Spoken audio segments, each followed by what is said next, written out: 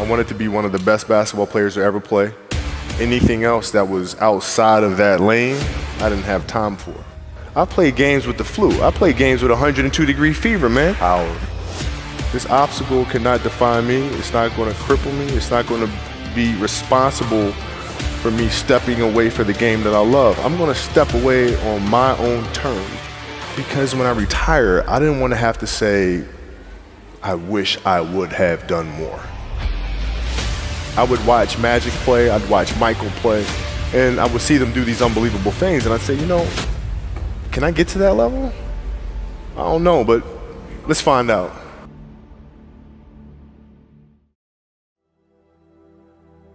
Who would Shaq be if he had your work ethic? He'd be the greatest of all time. If Shaq had your work ethic, he'd be the greatest of all time. Greatest of all time by a mile. Sure. He'd be the first to tell you that, for sure. I mean, this guy was a force like I have never seen. I mean, it was crazy. You know, a guy at that size, generally guys at that size are a little timid and they don't want to be tall. They don't want to be big. Man, this dude he did not care. He was mean. He was nasty. He was competitive. He was vindictive. I mean, yeah, I wish he was in the gym. I would have had 12 rings. Yeah, because listen, I don't deal with people that don't commit at that level, but then act as if they do. I don't deal with that. I don't. You know, he would say, okay, Kobe's not throwing me the ball. And, you know, media would take it and run with it and all this sort of stuff. And I'm like, well, bruh, if you were in shape, by the time I run down on a fast break and run back and then run down, you're still coming down the first time, bruh. Like, what the hell do you want me to do? Right? So a lot of our contention came from that. And even though he was older, you were still confronting him. You didn't care. Oh, I didn't care, man. From listen, day one, bro. From day one. I knew for sure, Rick Fox, my teammates, they all thought I was absolutely crazy the day me and Shaq got in a fist fight. After that day, they were like, okay, Kobe, you're certifiable. Fist fight? Oh, I'm not backing down. Listen, ain't no way.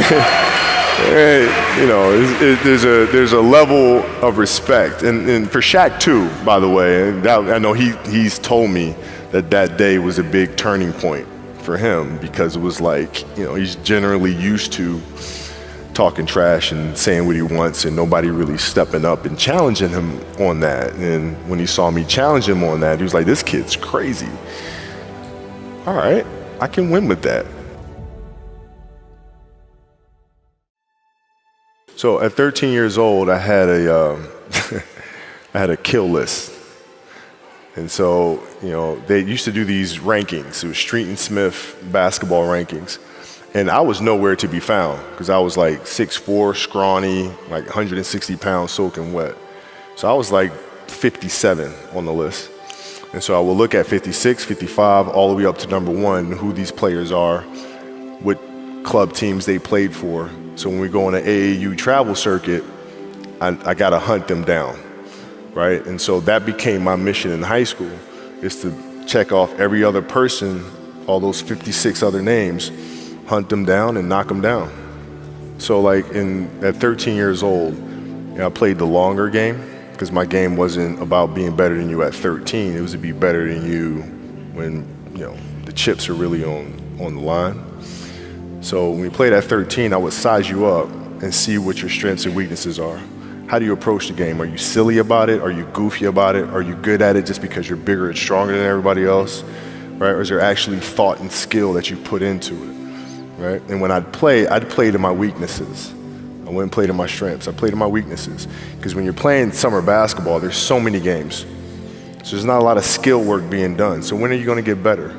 Right? When you're playing in competition situations, you're only playing to your strengths. Why? Because you want to win.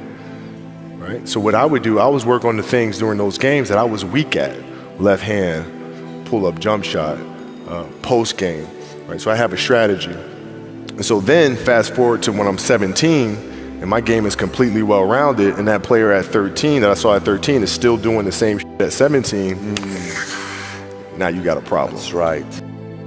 Okay, I shot 5 air balls on national TV in front of millions of people that cost us the series, and I'm 18, I'm fine, dude. Well, you know, you got to look at the reality of the situation. You know, like for me, it's not, you know, you kind of got to get over yourself.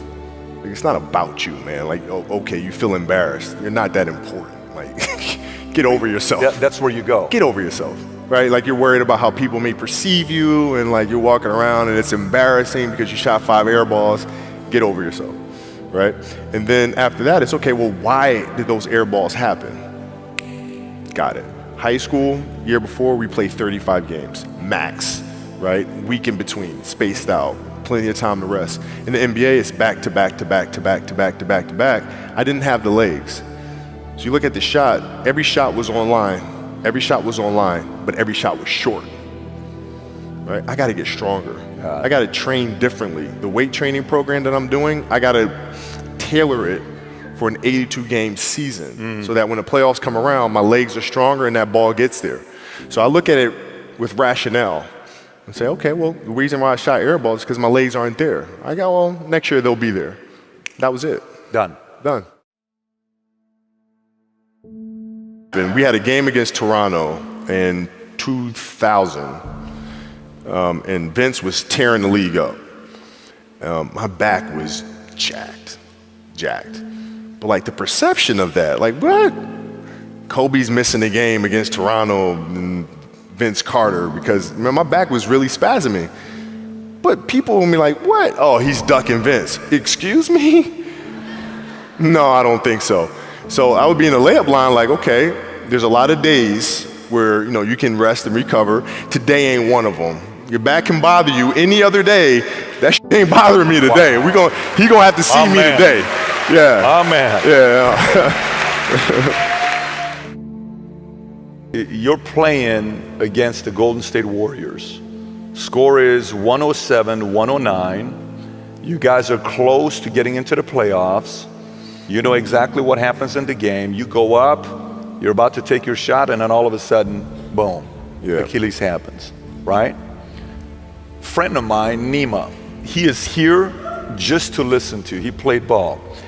And he told me, he says, Patrick, I don't think you understand. He says, when I tore my Achilles in high school, he says, 4 friends of mine dragged me to my hospital. I was crying from there straight to the hospital. He says, I have no clue how the hell this guy did it.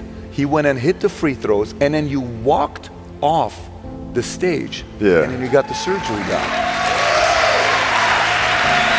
Yeah. How the hell do you tolerate that kind of pain?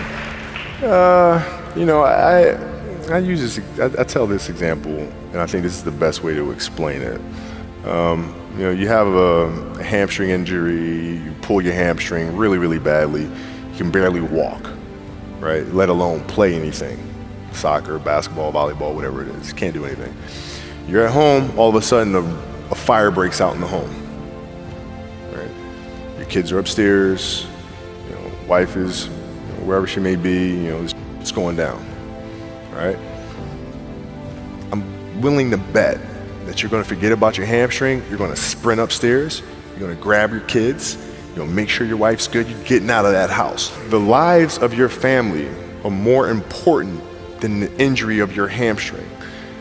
And so when the game is more important than the injury itself, you don't feel that.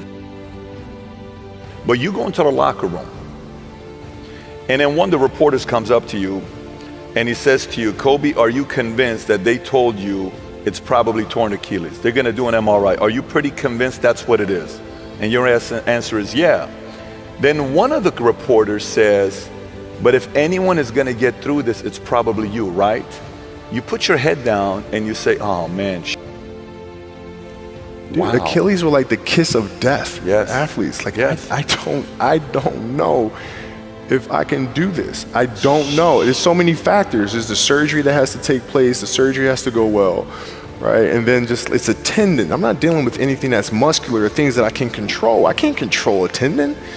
You know what I'm saying? So like, I don't know. And then thinking about what that process of recovery is going to look like. It's a long one. Do I want to do that shit? I don't know if I want to do it. I don't know. So that was the hardest part. You don't know if you want to do it, or you don't know if you are going to be able to come back from it? Both. Oh, like, both I don't know if I can do it. I don't know if I want to do it. Got it.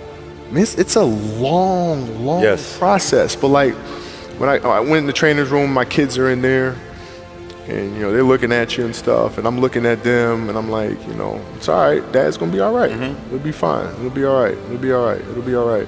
As a parent, you gotta set the example. You gotta set the example. This is another obstacle. This obstacle cannot define me. It's not gonna cripple me. It's not gonna be responsible for me stepping away for the game that I love. I'm gonna step away on my own terms. And that's when the decision was made that, you know what, I'm doing it. I'm doing it. You're a freaking beast, bro. Yeah, hey.